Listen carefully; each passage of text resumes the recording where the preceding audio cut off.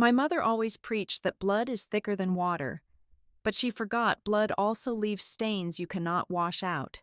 When she secretly sold my prized Mercedes to erase my sister's $50,000 toxic debt, she thought she was just forcing another family sacrifice. She had no idea she was stealing a machine I had rigged with prototype surveillance tech, or that she was personally writing her own federal prison sentence. Hello and welcome back to Maya Revenge Stories. I truly appreciate every single one of you who tunes in to listen. Unfortunately, YouTube has completely demonetized our channel, leaving us with zero budget to keep the lights on. If you enjoy today's story, please consider supporting us with just a $1 donation by scanning the PayPal QR code on your screen or clicking the link in the description and pinned comment, so we can pay our hardworking staff and keep bringing you these daily stories. My name is Alyssa Delgado. At 32 years old, I had finally built the fortress I always dreamed of. I was the lead security systems engineer at Viridian Crest Innovations, and my life in my high-end Austin, Texas apartment was a sanctuary of absolute peace and strict control. It was a life I had carved out of solid rock with my bare hands. I grew up in a suffocating house where everything was conditional, where every favor was a calculated transaction, and where my own achievements were either completely ignored or shamelessly claimed by my mother. But I left that toxic environment far behind me. The ultimate, tangible symbol of my grueling independence sat parked down in my secure, climate-controlled garage, a flawless, custom-ordered Mercedes-Benz AMG. I did not buy that car just to show off to strangers on the highway. I bought it as a daily, physical reminder that I had clawed my way up from absolutely nothing. I was completely self-reliant, achieving my status without asking for a single dime, a single cosign, or a single favor from my family. The hand-stitched leather, the roaring engine, the impeccable engineering, it all represented my sweat, my late nights at the office, and my unyielding boundaries. Those boundaries, however, were something my family constantly treated as a personal insult waiting to be challenged. The peace shattered completely on a random Tuesday evening. My 27-year-old sister, Chloe, had always been the designated golden child, floating carelessly through life on a comfortable cloud of my mother's endless excuses and financial bailouts. But this time, Chloe had flown entirely too close to the sun. She got herself tangled up in a massive, illegal cryptocurrency investment scam ring. She was not just broke this time. She was $50,000 in the hole to some very dangerous, underground creditors who did not send polite collection letters. They sent explicit, terrifying threats of physical violence. The phone call came not from a panicked Chloe, but from our mother, Patricia. When I answered the phone, there was no warmth, no maternal hesitation, just the cold, condescending tone of a military commander ordering a disposable foot soldier into battle. "Alyssa, your sister is in serious trouble," my mother declared, her voice completely devoid of any request or plea. "She owes $50,000 to some very bad people. I need you to wire the money from your savings account immediately. We will figure out how to pay you back eventually." She did not ask if I had the money or if I was willing to help. She demanded it as if my bank account was her personal emergency fund. "Family must always sacrifice to save each other," she added, wielding her favorite, most manipulative weaponized guilt trip. "Blood is blood. Alyssa, you have more than enough sitting around, and your sister's actual life is on the line." I stood in the center of my quiet, perfectly ordered living room and let the heavy silence stretch between us. I had spent my entire 20s bailing Chloe out of maxed-out credit cards, failed pyramid schemes, and endlessly reckless decisions. I was done bleeding for them. I was done being the financial life raft for a sinking ship they kept drilling holes into. "No," I said, my voice steady, firm, and unyielding. "I am not paying $50,000 for Chloe's mistakes. Mom, I am not draining the savings I worked 80 hours a week for. She needs to go to the police and face the legal consequences of participating in an illegal scam." "You are going to sit there and let them hurt your own sister over paper money," she spat, her tone suddenly dripping with toxic venom. I am setting a boundary, I replied coldly. I will not enable her anymore, and I am not discussing this further. I braced myself for the usual screaming match. I fully expected her to hurl vicious insults, call me a selfish monster, and throw a violent verbal tantrum like she always did when denied her way. But that did not happen. Instead, the line went dead quiet. When Patricia finally spoke again, the hot venom was entirely gone, replaced by an eerie, calculated calmness that made the tiny hairs on the back of my neck stand straight up. I see, she whispered softly, her voice barely carrying over the cellular static. I suppose you think you hold all the cards right now, but I always do what is absolutely necessary for my family. Alyssa, with or without your permission. Click.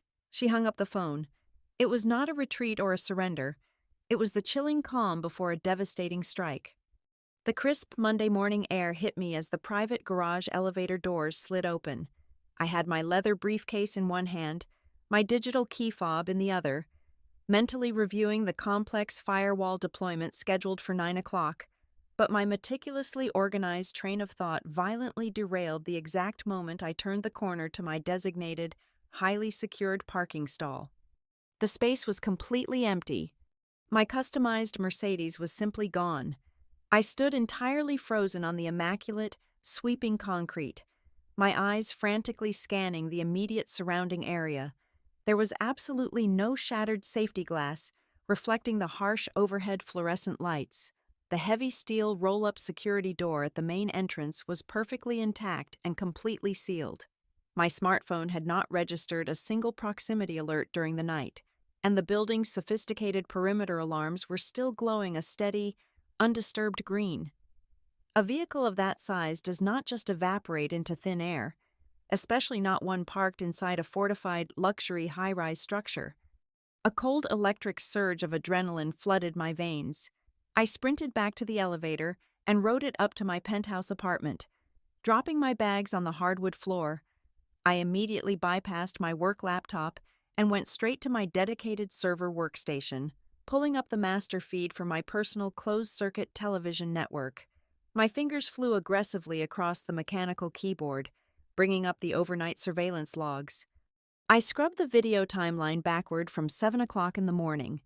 Everything was completely normal until I hit the critical window. From exactly 2 o'clock to 4 o'clock in the morning, the high-definition feed was not just black, it was heavily corrupted.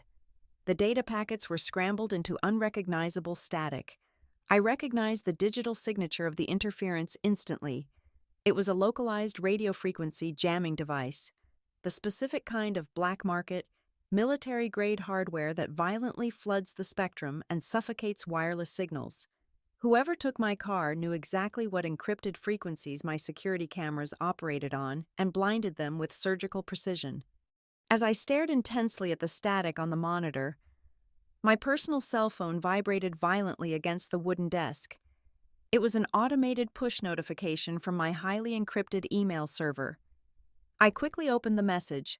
The sender was the official Texas Department of Motor Vehicles. The bolded subject line made my blood turn to absolute ice. It was an official confirmation notice stating that the electronic title of my Mercedes had been successfully transferred to a new owner. I read the digital timestamp. The transaction was finalized at 3:15 in the morning. My rising panic began to rapidly morph into a sharp, hyper-focused, and dangerous rage. The state of Texas requires strict, multi-factor biometric authentication to execute an instant electronic title transfer online. You cannot just type in a password. You have to verify your identity through a live-to-dynamic video capture prompt. I hacked directly into my own account portal, completely bypassing the standard user interface to pull the raw back-end submission logs. I found the video file submitted for the verification check and hit play. My own face stared back at me from the high-resolution screen. My own voice spoke the randomized authorization phrase required by the security system. But as a lead security engineer, my highly trained eyes caught the lethal, microscopic imperfections. The blink rate was unnaturally rhythmic and mechanical. The rendering around the edges of my jawline blurred for a fraction of a second when my digital head turned to the side. The audio waveform lacked the natural ambient room tone of my apartment, sounding sterile and processed. It was a deepfake, a highly sophisticated, digitally rendered mask mapped flawlessly over someone else's physical movements. But to generate a deepfake of that extreme caliber, the attacker needed massive amounts of high-resolution facial tracking data, pristine voice samples, and, most importantly, the initial physical access to my authenticated primary mobile device to bypass the two-factor authentication tokens. Then, the memory of Sunday evening slammed into me with the devastating force of a freight train. Less than 24 hours ago, Patricia had shown up unannounced at my front door holding a thermal container. She wore a perfectly manufactured expression of deep maternal regret. "I brought your favorite chicken and wild rice soup," she had said, her voice soft, fragile, and deeply apologetic. "I know we had a terrible argument. I just want us to talk. Let us just sit down and be a normal family for one night." I had let her inside. I had poured us each a heavy glass of expensive Pinot Noir. I distinctly remembered taking a few spoonfuls of the warm soup, drinking my wine, and listening to her ramble endlessly about the neighborhood gossip. And then, I remembered the sudden, crushing weight pressing down on my eyelids. I had foolishly blamed the exhaustion on my grueling 80-hour work week. I had laid my head back against the leather sofa cushions, telling myself I was just resting my eyes for a single minute. I woke up incredibly groggy at midnight, completely alone in my dark living room, assuming she had quietly let herself out to let me sleep. The sickening realization washed over me. She had drugged me. She had slipped a mild, fast-acting sedative into my wine glass. While I was completely unconscious and defenseless on my own couch, she had physically held my eyelids open just enough to bypass the biometric facial recognition scanner on my phone. She had mapped my facial geometry, recorded my vocal data from old voicemail archives, downloaded my biometric security tokens, and walked right out the front door with the digital keys to my entire kingdom, or so. I sat back in my ergonomic chair, the glowing monitors illuminating the horrifying, undeniable reality. This was not a random grand theft auto executed by some desperate street thugs looking for a quick joyride.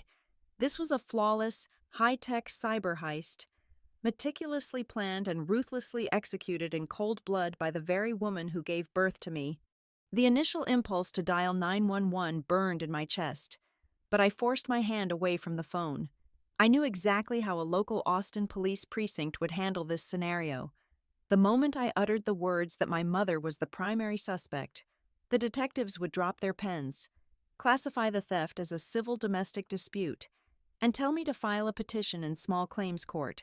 Law enforcement would just give Patricia a massive head start to bury her tracks and play the victim. I did not need a beat cop. I needed a digital surgeon. I reached out to a highly classified contact within my corporate security network, a former federal agent turned elite private investigator named Marcus, who specialized in offshore asset recovery and forensic accounting. Within 20 minutes, I had him securely patched into my encrypted network, routing the raw digital title transfer codes directly to his server farm. "Give me 2 hours to dissect this," Marcus had said, his voice a low rumble through the encrypted audio channel. He only needed 45 minutes. My private line chimed, breaking the heavy silence of my apartment. "Alyssa, we have a massive problem," Marcus began, the sound of rapid, rhythmic typing echoing through his microphone. "The buyer registered on your electronic title transfer is not a real individual. It is a corporate shell entity listed as Apex Global Auto Exports. They are headquartered in a heavily fortified commercial warehouse district down in Miami, Florida.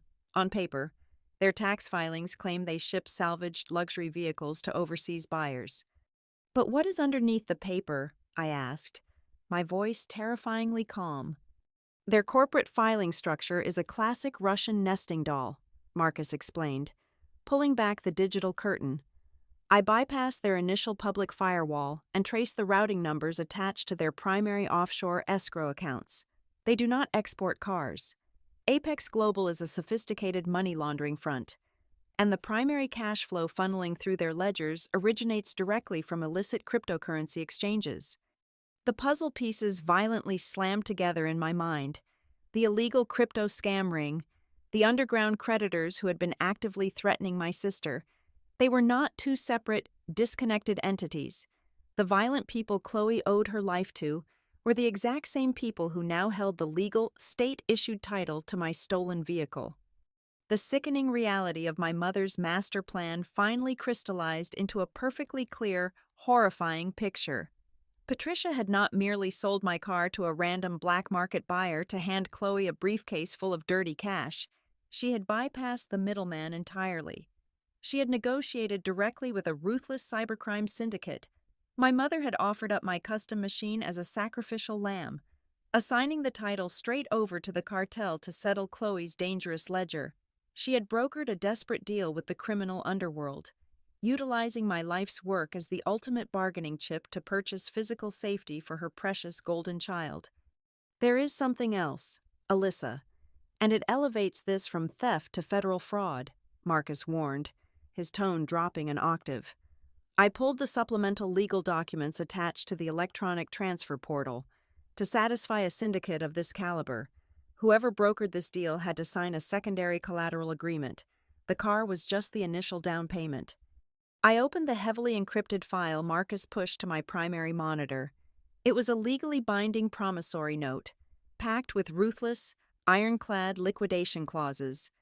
The contract explicitly stated that if the black market export value of the Mercedes fell short of the total accrued debt, the syndicate was legally authorized to place a lien against additional assets to recover the remaining balance.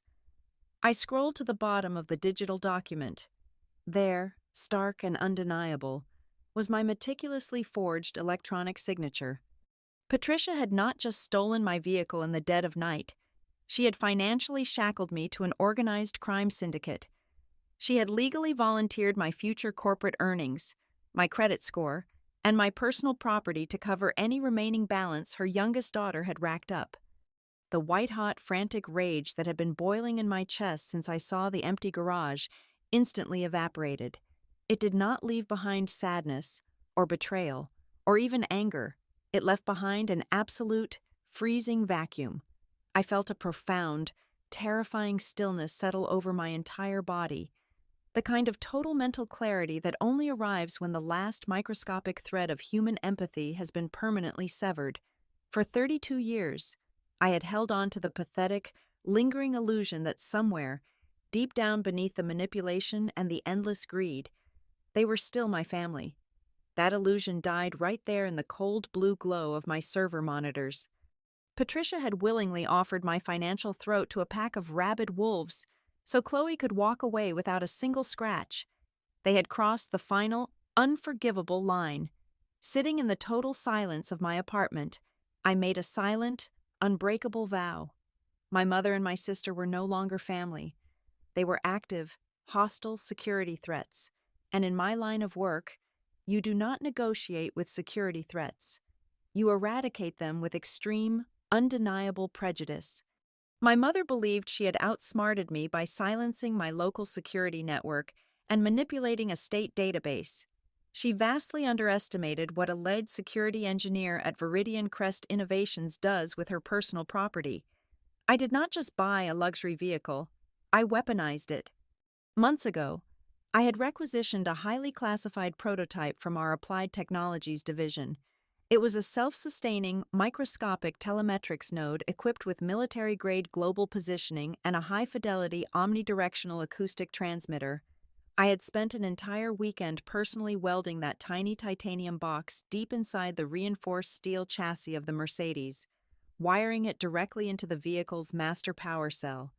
It was designed to remain completely dormant, undetectable by standard sweepers, until activated by a heavily encrypted proprietary handshake protocol. I closed Marcus's forensic file and opened a secure command terminal, routing my connection through 5 different proxy servers before knocking on Viridian's hidden mainframe. My fingers typed out the complex string of activation codes. I hit the execution key and watched the terminal screen go completely black, waiting for the remote handshake. The agonizing silence stretched for precisely 45 seconds.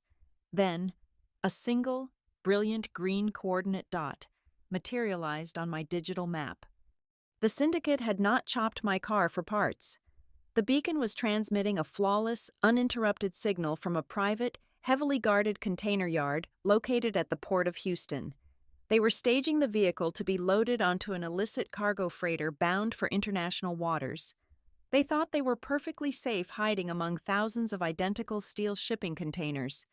They had no idea they were holding a live microphone. I entered the secondary command string to activate the acoustic array. The software buffered for a moment before the visual audio waveforms spiked on my screen. I slipped on my noise-canceling studio headphones, shutting out the rest of the world. At first, I only heard the harsh, chaotic ambient noise of an industrial shipyard, the heavy, rhythmic clanking of massive cargo cranes echoing off steel, the low rumble of idling diesel trucks, and the biting coastal wind whipping off the Gulf of Mexico. Then, footsteps approached the vehicle, 3 distinct pairs of shoes crunching against the loose gravel. I held my breath as familiar voices suddenly filtered through the digital static. It was Chloe, weeping softly, her voice trembling with raw, undisciplined panic. Right beside her was Patricia, murmuring frantic, hushed words of comfort. I felt my jaw tighten. My mother and sister had actually driven down to the port to facilitate the handover in person. "The car is pristine," a heavy, gravelly male voice cut through the wind. His tone was dead and completely devoid of emotion, the voice of a man who measured human life in profit margins. "Our appraiser cleared the VIN. The title transfer went through cleanly. It will fetch a decent price in Macau." "Thank God!" Patricia gasped, the relief washing over her words so forcefully I could almost see her sagging shoulders. "So we are done. The $50,000 is settled. You have the car, and my daughter is free." A sharp, humorless laugh erupted from the man, sounding like grinding metal. "50,000, the man sneered. "Who told you the balance was 50,000? The principal alone was $80,000 before she started dodging our calls, with the late penalties, the offshore processing fees, and the interest she has accrued over the last 6 months. Your little girl is in the hole for $150,000. "What?" Patricia shrieked, the maternal composure instantly shattering. "Chloe, what is he talking about? You swore to me it was only 50. "I was scared. Mom," Chloe wailed, her voice cracking hysterically into the microphone. "They kept adding fees. I did not know how to tell you it had gotten that high. Please, you have to fix this. They are going to kill me." The waveform on my screen spiked violently as the syndicate representative stepped closer to them. The gravel crunched under his heavy boots. "The car covers the first 50,000, he stated coldly. "That leaves you exactly $100,000 short. I am not leaving this port without a guarantee. Lady, you have 48 hours to wire the rest to the offshore routing number I gave you, or we start taking pieces of your daughter instead of vehicles." I sat perfectly still in my penthouse, listening to my mother hyperventilate. This was the moment a normal parent would realize they had been manipulated by a lying child. This was the moment she should have grabbed Chloe and gone straight to the federal authorities. Instead, Patricia doubled down on her betrayal. "Wait, please. Do not touch her. I can get the rest of the money," Patricia pleaded, her voice dropping into a desperate, frantic whisper. "My oldest daughter, Alyssa. She is incredibly wealthy. I have her complete identity." My blood froze in my veins. "I have her full social security number, her birth certificate, and her biometric access codes," Patricia continued, bargaining with my life as easily as she bargained for groceries. "She owns a luxury penthouse in downtown Austin outright. Give me just 3 days. I will forge the power of attorney documents and use her property deed as collateral to take out a high-yield mortgage loan. I will drain every single account she has. You will get your $100,000 in cash. I swear it." "Mom, what if Alyssa finds out?" Chloe sobbed, her voice tinged with a pathetic, selfish fear of getting caught. Not a single ounce of remorse for me. "She is going to be completely ruined anyway when she finds out about the car." Patricia snapped viciously, stripping away the final layer of her maternal facade. Who cares if she loses the house? She can always rebuild. You cannot. She owes us this. I am doing whatever it takes to save you. Chloe. The syndicate enforcer grunted his approval. 3 days. Do not make me come looking for you. The footsteps faded away into the heavy industrial noise of the port. I sat in the absolute silence of my home, the glow of the monitors reflecting off my cold, unblinking eyes. I had just listened to my own mother promise a violent criminal organization that she would steal my identity, mortgage the roof over my head, and force me into absolute financial destitution just to bail out my lying, parasitic sister. She believed my complete destruction was an acceptable price for Chloe's comfort. My hand hovered over the keyboard. I did not shed a single tear. I did not feel a single ounce of sorrow. The surgical precision of my profession took complete control. I clicked the export button on my terminal, saving the immaculate high-definition audio file to a triple-encrypted solid-state drive. I now possess the exact audio evidence of extortion, federal identity theft, and conspiracy to commit wire fraud. The trap was no longer just set. The absolute, undeniable kill shot was loaded, and Patricia had just handed me the weapon herself. By 8 o'clock Tuesday morning, I bypassed the local authorities entirely and walked straight through the heavy reinforced glass doors of the Federal Bureau of Investigation field office in downtown Austin. I did not bring a tearful, emotional story about a broken home. I brought a neatly compiled, triple-encrypted solid-state drive containing the digital autopsy of a massive criminal conspiracy. I sat completely still across a steel desk from the special agent in charge of the White Collar and Cyber Crimes Division. I laid out the meticulously organized files one by one. I presented the deepfake rendering logs, the forged state vehicle documents, the offshore banking trails leading to the Miami Shell Company, and finally, the pristine, unedited audio recording from the Houston shipyard. The federal agent listened in stunned silence as my mother cheerfully offered up my social security number and the deed to my home to a known money laundering syndicate. The evidence was absolute and undeniable. This was no longer a simple domestic auto theft. By utilizing forged digital credentials and attempting to extort a high-net-worth individual using federal identification numbers to pay off an illicit gambling debt, my mother had elevated her crimes to a severe federal level. When factoring in the direct transaction with an organized crime syndicate, it legally triggered the Racketeer-Influenced and Corrupt Organizations Act. The agent did not ask a single clarifying question. He simply picked up his secure phone and initiated a multi-agency federal task force response. But I was not going to sit back and let the federal government have all the fun.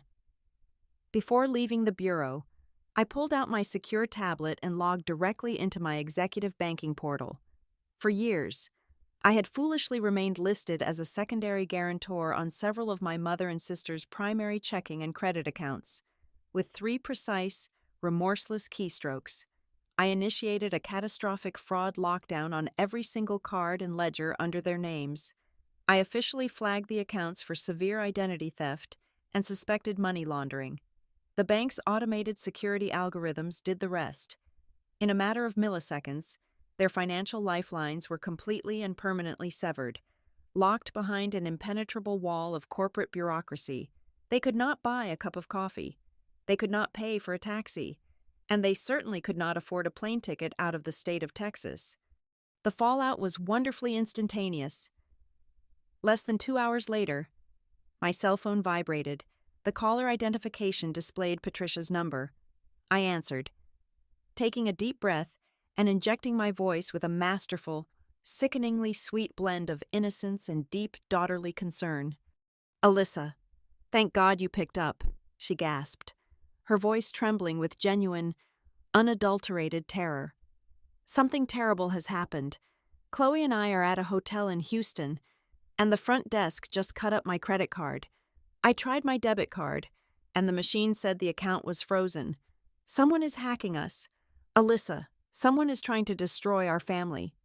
"Oh my God. Mom, that is awful," I replied, forcing a dramatic gasp of sympathy. Are you and Chloe safe right now? We are totally stranded, she sobbed, playing the victim with award-winning precision. You have to wire me emergency funds right now, just a few $1,000s so we can eat and figure out how to get home. I will call the bank fraud department immediately, I promised smoothly. But you need to listen to me carefully. Do not leave your hotel. Do not try to move. If your identity is compromised, checking into a new place or buying a bus ticket could trigger a security alert and lock you out permanently. Just stay exactly where you are, and I will handle everything. I knew I could count on you, she whispered, completely blind to the cold steel guillotine poised directly above her neck. By instructing her to stay put with the promise of a financial rescue, I had effectively pinned my mother and sister to a precise geographic grid. Meanwhile, 300 miles away, the Houston Division of the Federal Bureau of Investigation was quietly pulling the net incredibly tight.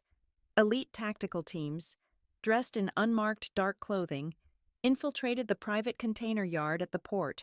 They established a fortified, invisible perimeter around the stolen Mercedes. They deployed directional microphones, thermal imaging cameras, and heavily armed tactical arrest teams hidden inside hollowed-out cargo containers. They were simply waiting for the syndicate enforcer to return, and for my mother to arrive for the final handover she had promised. I had absolutely no intention of missing the grand finale of my own masterpiece. Viridian Crest.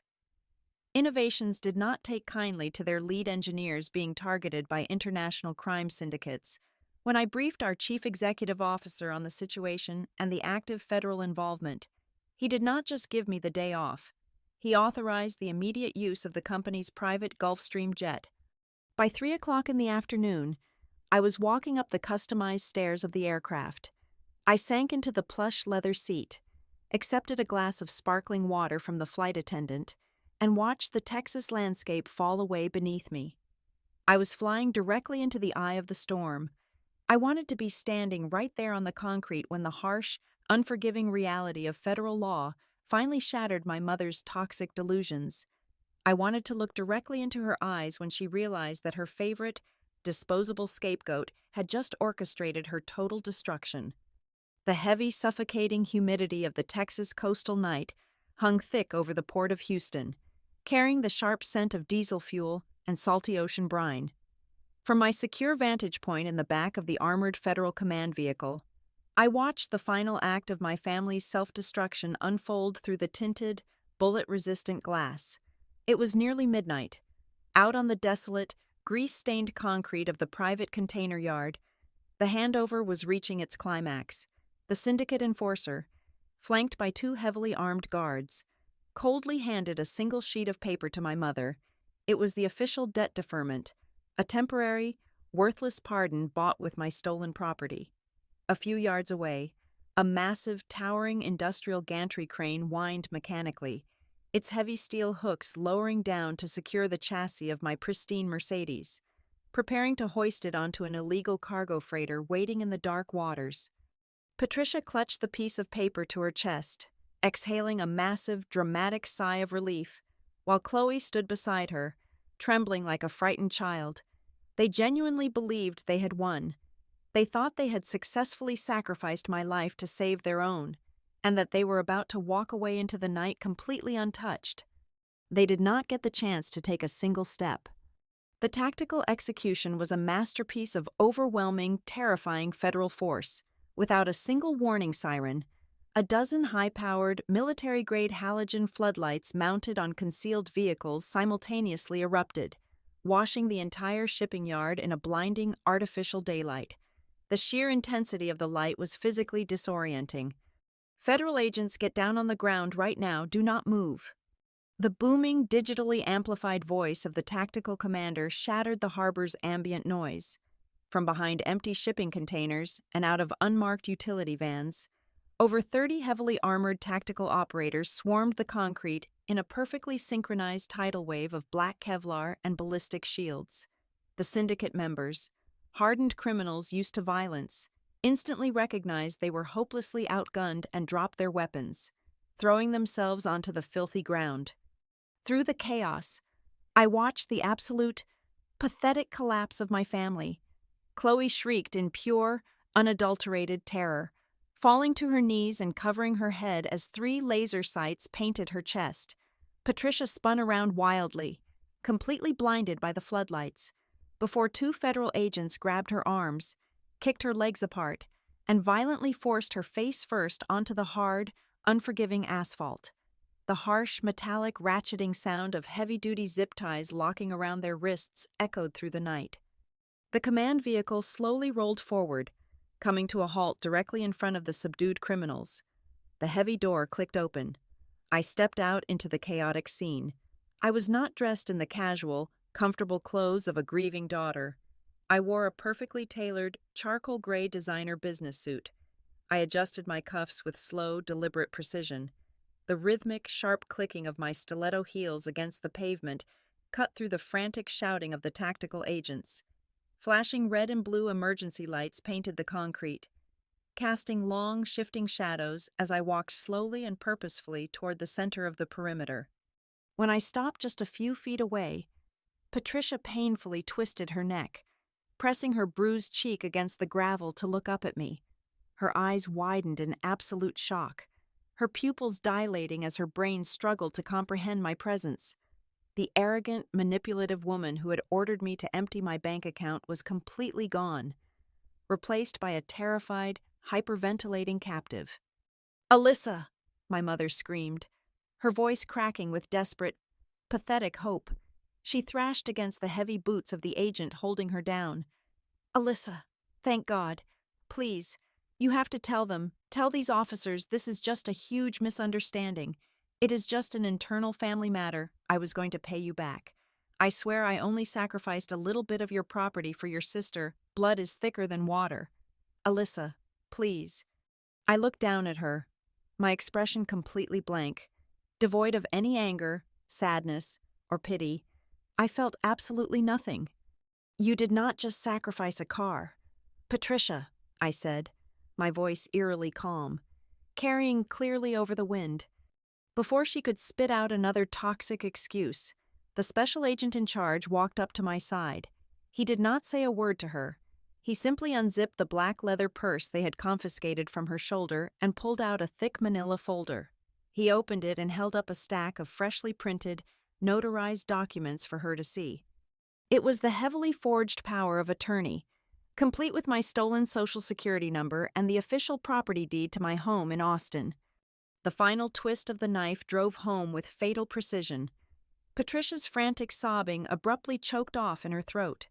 Her face drained of all color, turning a sickly, ghostly white. She realized, in that exact, horrifying second, that I had heard every single word she said at the port days ago. "You were going to steal the roof over my head," I stated coldly, looking directly into her wide, terrified eyes, completely extinguishing her final, desperate hope of a defense. "You were going to leave me homeless and bankrupt to pay off her illegal debts. There is no misunderstanding here. You are exactly where you belong."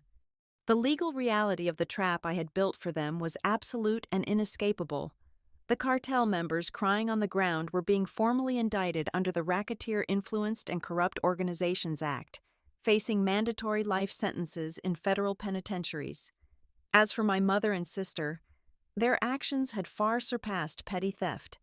By conspiring with a known criminal syndicate, utilizing deepfake technology to bypass state security, and possessing forged federal documents with the intent to commit massive wire fraud. They were facing multiple Class B and Class C federal felonies. Because of the flight risk and the sheer magnitude of the financial crimes, the federal magistrate had already pre-signed the orders. There would be no bail. There would be no comfortable house arrest. They were going straight into the brutal, unforgiving machinery of the federal prison system. The special agent in charge turned to me, offering a polite, respectful nod, and handed me the pristine electronic key fob to my vehicle. "The crime scene technicians have cleared your property, Ms. Delgado," he said. "You are free to go." I took the keys. I did not say goodbye. I did not offer a final of a dramatic parting speech. I simply turned my back on the 2 women weeping uncontrollably on the ground. I walked over to my Mercedes, opened the heavy engineered door, and slid into the familiar, luxurious leather seat. I pulled the door shut, and the thick, acoustic soundproof glass instantly severed the noise of the outside world. The frantic, screaming voices of my mother and my sister were completely erased, reduced to nothing more than muted, meaningless background static. I pressed the ignition button. The massive, handcrafted engine roared to life, a deep, powerful growl that vibrated through my chest, a mechanical heartbeat of pure, unadulterated freedom. I shifted the car into drive, my hands resting lightly on the steering wheel. I pressed down on the accelerator and drove forward, my headlights cutting a bright, clear path through the darkness, leaving the wreckage of my toxic family entirely in the rearview mirror, permanently cutting all ties, and driving straight into the peace I had rightfully earned. Thank you so much for listening to today's story. I truly appreciate your time. Where in the world are you listening from today? Please let me know in the comments below. If you enjoyed this story and want to help keep this channel alive, please consider supporting us with just a $1 donation by scanning the PayPal QR code on your screen or using the link in the description or pinned comment. Your support goes directly to paying our dedicated staff, helping them feed their families, and allowing us to continue creating better and more exciting stories for you. Have a wonderful day.